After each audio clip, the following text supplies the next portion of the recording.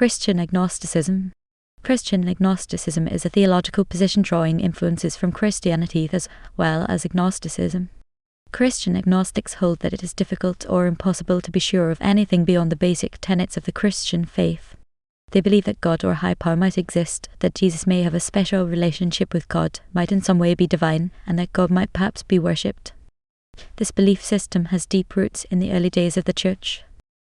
Leslie Weatherhead. In 1965, Christian theologian Leslie Weatherhead published The Christian Agnostic, in which he argues, although radical and unpalatable to conventional theologians, Weatherhead's agnosticism falls far short of Huxley's and short even of weak agnosticism. In a summary chapter of The Christian Agnostic, Weatherhead stated what he believed in a sort of 12-part creed. 1. God. Weatherhead believed in God, whom he felt most comfortable referring to as Father. Like most Christians, he felt that the Creator was higher on a scale of values, but that God must also be personal enough to interact in a direct relationship with people. 2. Christ. Weatherhead believed in the divinity of Jesus, in that he stood in a special relationship with God and indeed an incarnation of God in a fuller sense than any other known being. Weatherhead argued that the New Testament never refers to Jesus as God, and neither did Jesus refer to himself in this way, instead calling himself the Son of Man and the Word.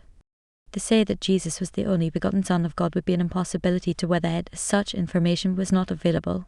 The virgin birth of Jesus was not an issue for Weatherhead, having in his view never been a major tenet for being a follower of Christ.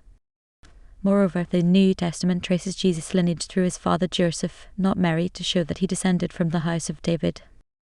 Weatherhead did not believe Jesus to be sinless, as evidenced by the fact that Jesus got angry, cursed a fig tree because it did not produce fruit, and rebuked Peter, one of his closest disciples, calling him Satan. Since Jesus was morally superior, many theologians assume him to be sinless, though Jesus never made the claim for himself. Weatherhead apparently agreed with Nathanael Mickham, whom he quoted regarding the blood sacrifice of Jesus as something that was unnecessary for forgiveness. For Mickham, and subsequently for Weatherhead, it would be a perversion of God to suppose that God did not and could not forgive sins apart from the death of Christ. Yet that sacrifice revealed something of the nature of God that made one want to be forgiven.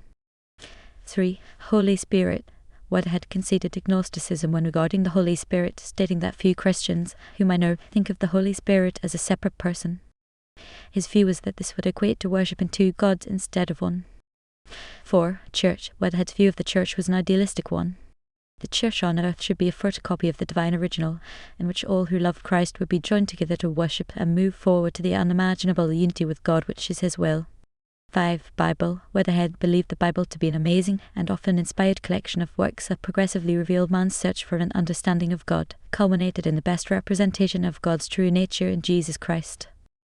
He was, however, critical of many passages, including some from Leviticus, Numbers, and Deuteronomy, because they went against the nature of what Jesus taught, stating that some of the passages of Browning are of far superior spiritual value. Weatherhead insisted that one must reject anything in the Bible that did not coincide with the gospel of Christ, that is, anything that did not harmonize with the spirit of love, liberty, gaiety, forgiveness, joy, and acceptance. 6. Providence. Webster's defines this as God conceived as the power sustaining and guiding human destiny. Weatherhead understood that God cared for humankind, but that some would find this difficult since suffering exists in the world. If God is love, it would be difficult to deny God's providence. Roman Catholic. According to Pope Benedict Romans 16, strong agnosticism in particular contradicts itself in affirming the power of reason to know scientific truth. He blames the exclusion of reasoning from religion and ethics for dangerous pathologies such as crimes against humanity and ecological disasters. Agnosticism, according to Benedict Romans 16, is always the fruit of a refusal of that knowledge which is in fact offered to man. The knowledge of God has always existed. He asserted that agnosticism is a choice of comfort, pride, dominion, and utility over truth, and is opposed by the following attitudes: the keenness, self-criticism, humble listening to the whole of existence, the persistent patience and self-correction of the scientific method, a readiness to be purified by the truth. The Catholic Church sees merit in examining what it calls partial agnosticism, specifically those systems that do not aim at constructing a complete philosophy of the unknowable, but at excluding special kinds of truth, notably religious, from the domain of knowledge. However, the Church is historically opposed to a full denial of the capacity of human reason to know God. The Council of the Vatican declares, God, the beginning and end of all, can, by the natural light of human reason, be known with certainty from the works of creation. Blaise Pascal argued that even if there were truly no evidence for God, agnostics should consider what is now known as Pascal's wager. The infinite expected value of acknowledging God is always greater than the finite expected value of not acknowledging his existence, and thus it is a safer bet to choose God. Peter Kreeft and Ronald Takali cited 20 arguments for God's existence, asserting that any demand for evidence testable in a laboratory is in effect asking God, the supreme being, to become man's servant. Notable people: John Logibet, 1888-1946, Scottish engineer and inventor of the world's first practical, publicly demonstrated television system, and also the world's first fully electronic colour television tube. He described himself as agnostic Christian. Gail Gosher Bernal, born 1978, Mexican actor and director, claims to be culturally Catholic and spiritually agnostic. Salvador Dalí, 1904-1989, Spanish surrealist painter born in Figueres, Spain. Dalí, a skilled draftsman, became best known for the striking and bizarre images in his surrealist work. He allegedly claimed to be both an agnostic and a Roman Catholic. Freeman Dyson, 1923-2020, British-born American theoretical physicist and mathematician, famous for his work in quantum electrodynamics, solid-state physics, astronomy, and nuclear engineering. He describes himself as a practicing Christian but not a believing Christian.